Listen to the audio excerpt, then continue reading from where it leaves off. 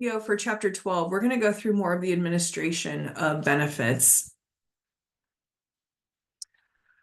So employee benefits are valuable, although different benefits may be valuable for different employees.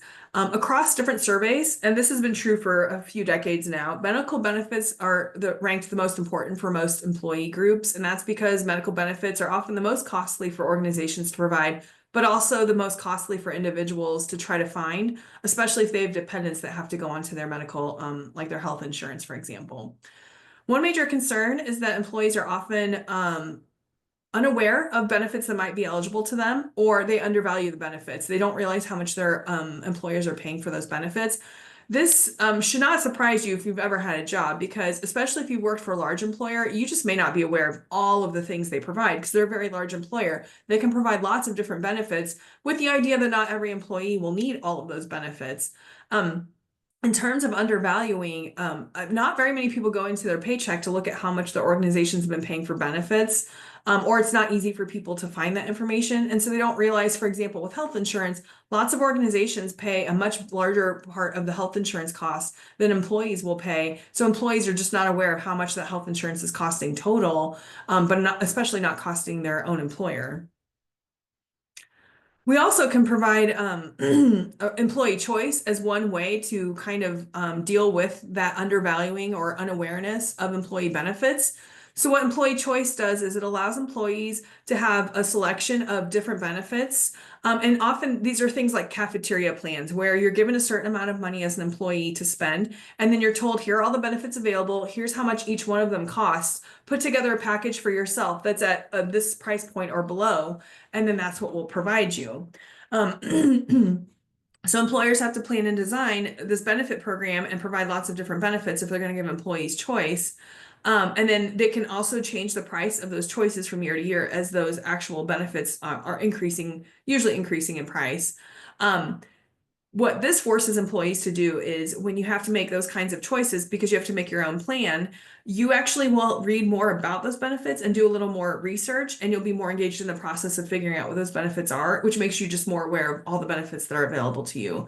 So a key element in making and allowing employees choice is making it visible to them what those benefits are, how much they cost, and then helping them make those choices so they can put a package together that is good for them.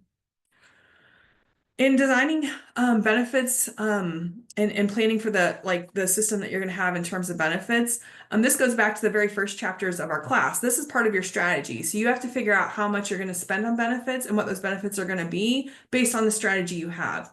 Are you going to, for example, compete with external organizations or competitors in your field based on your benefits, maybe even more than your wages and salaries? If that's the case, then the kinds of benefits you choose is a very important choice, because it's the thing that's going to make you competitive compared to other organizations in your industry. One thing in terms of external competitiveness isn't only what you're providing and how much it's costing you compared to what your competitors are paying for those benefits, but it's also making sure that you are adequately providing benefits for your employees. So that, for example, if you're providing health insurance to your employees, are you providing an adequate amount so that it covers the kinds of expenses that your employees are expecting or often have during a year in terms of health insurance? And determining what is adequate for the benefits is really difficult. So sometimes you can do this through focus groups or surveys with employees. You can look at how much people are using from year to year in these benefits and how much you're paying and that sort of thing, to kind of get a sense of, are you adequately providing for the needs of your employees? And if not, how do you need to change your benefits plans to do that? And then you also have to ensure cost effectiveness. You can't provide benefits without thinking about how much they're costing, especially because, as we saw, benefits are increasing in cost. So a really good example, and I'm probably going to use health insurance for a lot of these examples because that's the one we have the most research on, and maybe the largest expense that employees are most aware of the benefits that they're provided. Healthcare costs have been going up faster than inflation for decades. So employers want to continue to give employees the kind of health insurance they've always had. Sometimes they've had to take back parts of their plan so that they don't provide as much health insurance as they used to, or it's just more costly for employees. But they can do a lot of this through higher deductibles, which means that over the year, employees might pay more of the cost of the health insurance than they used to, or having co-pays where every time you see a healthcare professional, for example, you might pay a certain amount of money for that office visit or for that doctor visit. We also have some administration issues we have to think about. When we have when we have different benefits, who should be protected and benefited? Should we include dependents, for example? Do we include spouses? Do we include partners where people aren't married? There can be lots of different decisions that an employee or employer can make. How much choice should we give employees among an array of benefits? And this is an easier decision potentially for larger organizations to make that can pay for lots of different kinds of benefits versus smaller organizations that may not have a variety of benefits for anyone to choose from because they can barely afford a lot of benefits to begin with. How should benefits be financed? Should they be non-contributory, where the employer pays the entire cost? Should they be contributory, like we were just talking about with the example with health insurance, where people might have co-pays or deductibles where the employee pays some expense, but the employer will also pay some? Or is it completely employee financed, where you're providing the benefit, but employees pay the entire cost?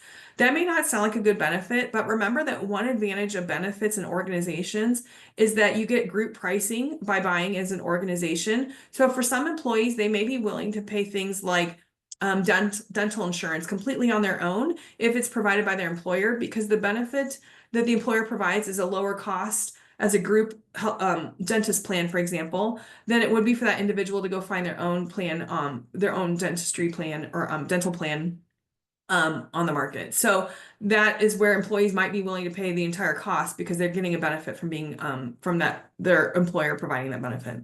And then are benefits legally defensible? A lot of what HR does is compliance checklists, auditing benefits, especially as benefits are changing in the organization, but also as the laws and the regulations around those benefits change too.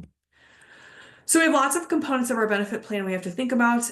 In terms of the employer, a lot of these we've already talked about. We have to think about how much benefits are going to be of the total compensation costs, which is part of your strategy, how much costs are relative to the benefits that are being provided to employees. And this is often something that's reviewed every year as benefit costs go up.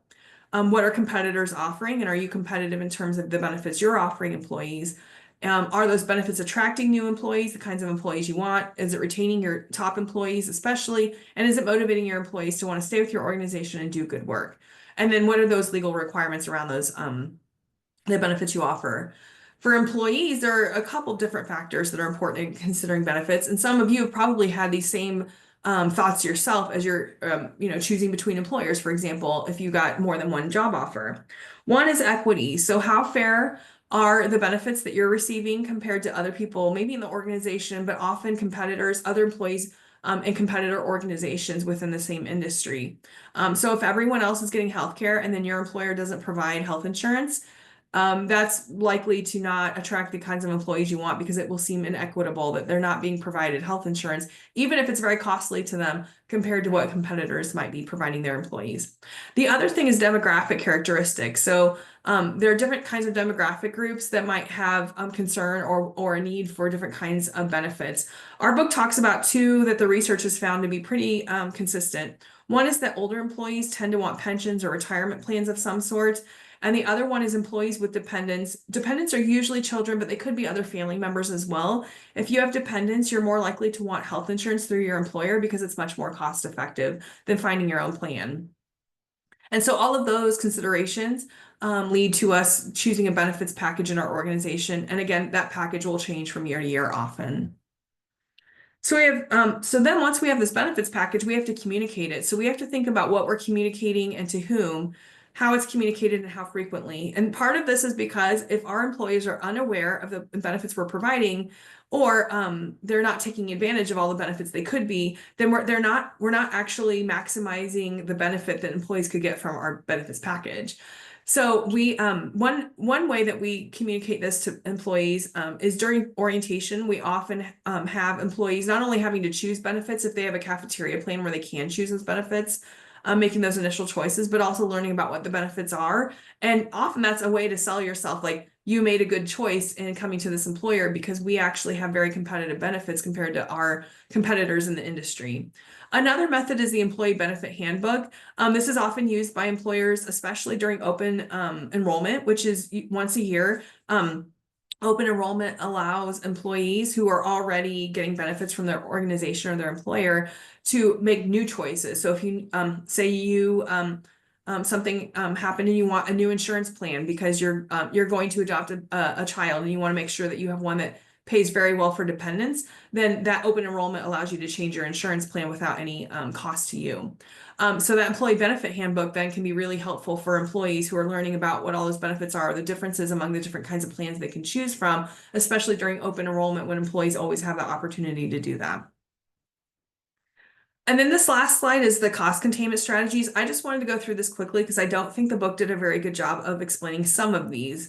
And I just want you to know what they are so you're aware of what they are when you're working in HR, or at the very least, even when you're talking to an employer, either during an interview or after you've been hired, so you understand what you're taking on in terms of the benefits. So these are ways that organizations contain the costs, or at least limit the costs that they're paying for in these benefits. One is probationary periods. These are very common in a lot of organizations.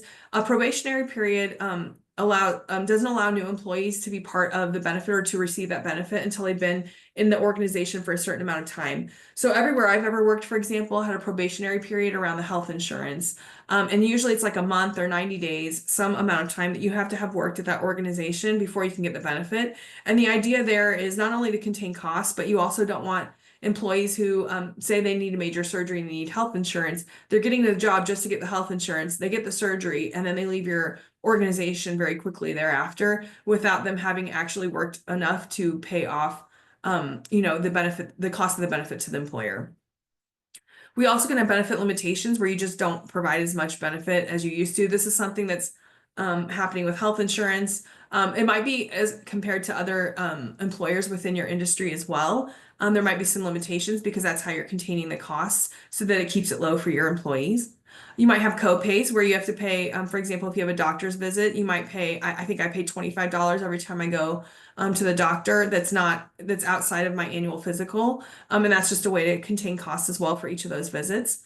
Deductibles are how much an employee will pay over the year in costs for health insurance. So a lot of young people have high deductible plans with the idea that they're healthy, and so they're much less likely to have significant health costs during the year from surgeries or medical visits. But then as you get older, you're more likely to have to go to the doctor more. You might have more conditions that you have to deal with.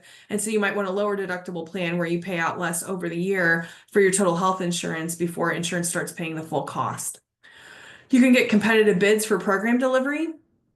Especially for large organizations, this can be a great way to contain costs. You can find the most efficient way to deliver your program then, and you can change it from year to year, or as contracts need to be renewed, you can consider, well, who else is out there now, and can we get a better price? You can deny service for pre-existing conditions. You can do claims processing. The book actually does explain claims processing a little bit better than some of these other benefits. Essentially, you can have a way to investigate claims and then make decisions around those investigations so that you're not paying out every single time an employee claims that they should get a benefit. You're actually documenting whether they need to have that benefit or not, or are eligible for it based on the eligibility criteria. You can negotiate lower fees by providers. Again, much easier for larger organizations, although smaller organizations can work together. So this happens in some communities where small businesses will work together to try to get benefits as a big group, and then they have more negotiation power with providers. You could provide wellness programs in the hopes that you can prevent conditions that make your health insurance much more costly in the future. You can outsource benefits and administration. Excuse me. Sometimes smaller businesses do this because their HR person just cannot do all of the work that would be required for their business. And sometimes large organizations do this because that's part of their competitive strategy. They're going to focus, put their money and energy towards the main work of their organization. And these kinds of other work that's not the main focus of the organization, they're going to pay someone else to do it better. Organizations can self-insure. which means that they're paying for their own insurance. So they're not paying some other company to insure them. So that can be something that organizations look into as well. And then you can provide accommodations for employees to return to work after an illness or disability so that they don't continue to take, workers' compensation insurance, for example, or so you're actually not, they're not continuing to be on your benefits plan, but they're not actually working as well. And for a lot of employees, they also want to go back to work after they've been ill or disabled because that's a lot of what we do. That's part of our identities. And it also is something to do during the day. So providing accommodations helps the employee and the employer a lot of times after an illness or disability.